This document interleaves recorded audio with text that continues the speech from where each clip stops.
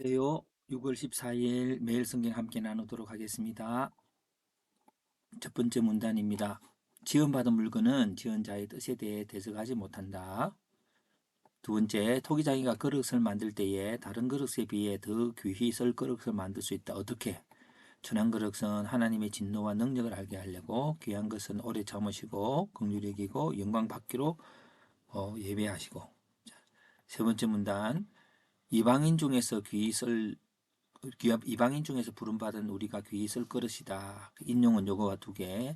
호세아의 글에서 내 백성이 아닌 자를 내 백성을 삼아 하나님의 아들로 불리우겠다고 하였고, 이스라엘 자손의 수가 많아도 남은 자만 구원을 받는다 하였고, 씨를 남겨두지 않았다면 우리가 소돔과 같이 되었을 것이다 라고 하였습니다.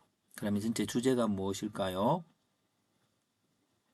하나님의 그 어떤 창조자의 선택에 대해서죠. 그래서 부름받은 귀한 그릇 하나님의 아들 이렇게 한번 보았습니다.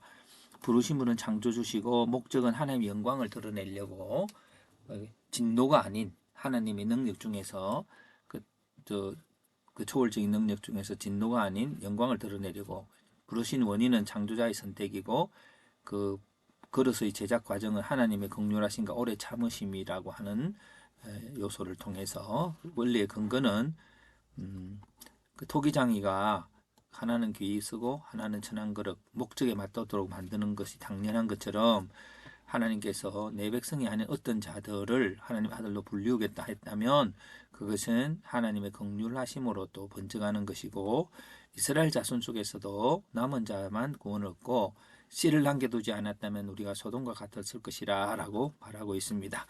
하나님의 씨를 남겨두었다. 이게 남겨두지 않았다면 남겨둔다고 하는 이 사실이 바로 선택이라고 하는 거겠죠. 그럼 이것을 가지고 주제를 또 어떻게 잡아야 볼까 하고는 이제 그러기 위해서는 단계가 이 전체를 요약합니다. 이 전체는 이런 글로 구성되어 있고 이 구조적으로 되어져 있는 것을 보면서 이렇게 제가 글을 적어 봅니다. 저 글을 적어 보고 이런 글을 전체를 요약해서 적어서 이렇게 글을 쓰다 보면은 여기서 또 다시 특별한 게 나옵니다. 우리는 지금 부름받은 귀한 그릇 하나님의 아들이라고 하는 그 요소에서 좀 더 내 생각을 좀 더 깊이 해야 될 필요가 있습니다. 그렇지 않으면 적용할 수가 없습니다. 일반적인 객관적 사실로서는 내 마음을 울리는, 감동시키는 내용들을 받아들이기가 힘듭니다. 그래서 하나님의 영광을 위해 부름받은 자로서 요 부분 쪽에서 우리의 부름이 하나님의 영광을 드러내려고 하는 것이다라고 하는 것에서 이제 적어보았습니다. 특별히 우리는 하나님께서 긍휼을 보이셔서 하나님의 영광을 기억하고 예배자로 서게 하시려고 하나님께서 우리를 부르셨다고 하는 것들을 이제 나타내는 것들입니다. 자, 그렇게 해가는 가운데 때로는 챗GPT로 돌려서 한번 객관적인 입장에서도 한번 보기도 하고 하면서 결국 그 기적의 우선순위라고 하는 것들을 보았습니다. 왜냐하면 여기서 하나님의 영광을 드러내는 과정에서 하나님의 영광이 항상 좋은 게 아니지요. 진노를 향한 하나님의 능력을 보이는 것도 있으니까 이 사이에서 뭐가 과정에 개입이 되냐면은 창조자의 긍휼하신 선택하심이 요 중간에 요 개입되는 거지. 이 중간에는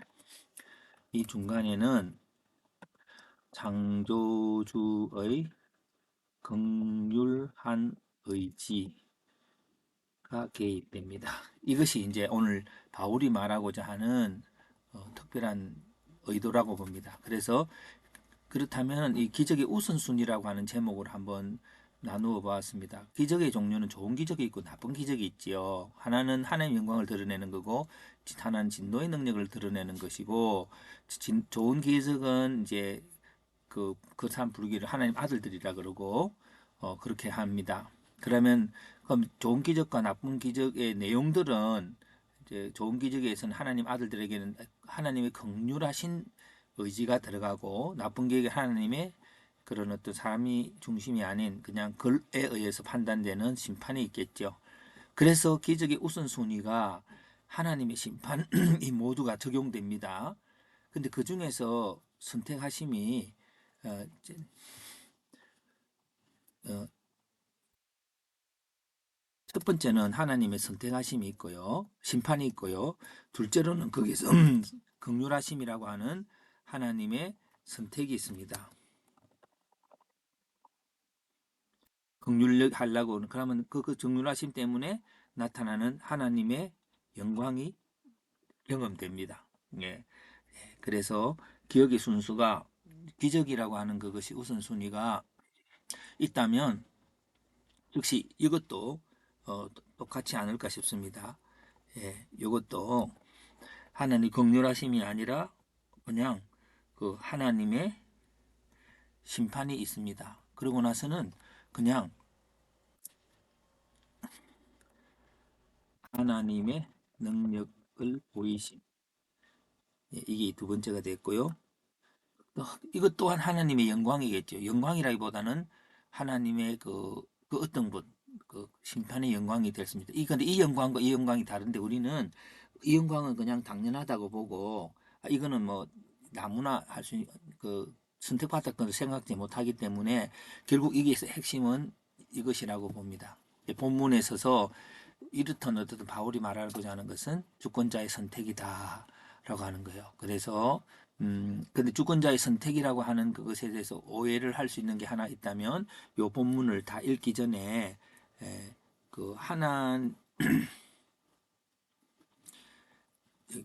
성품보다 기적을 일으킨 하나님 능력에 더 집중하는 것들에 대해서 포인트를 해볼 수 있습니다. 한 성품은 기적이 아니야.